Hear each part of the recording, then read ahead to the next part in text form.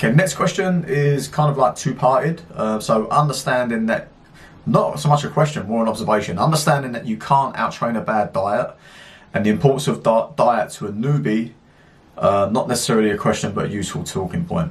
Yeah, I think so. I mean, like, I'm not a great fan of the saying that you can't outtrain a bad diet, because it lacks context.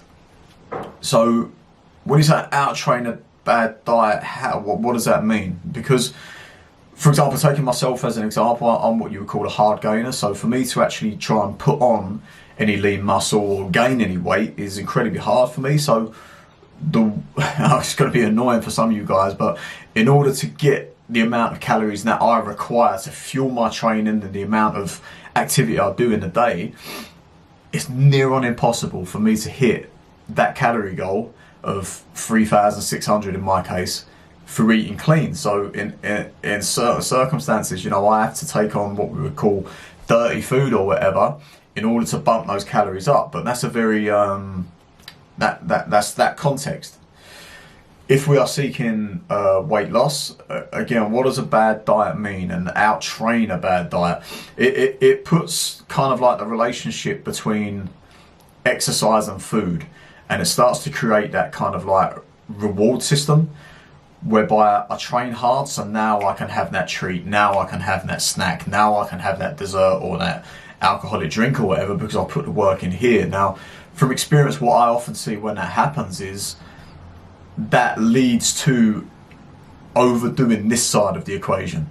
So I've trained a little bit, so I'm going to go mental over here, and thereby nullifying everything I've done here.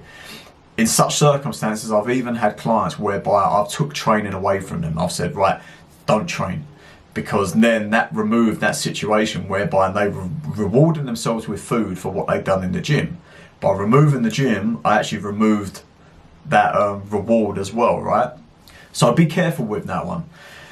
That said, there is of course a relationship between the two. So if we're looking for performance, then nutrition is key.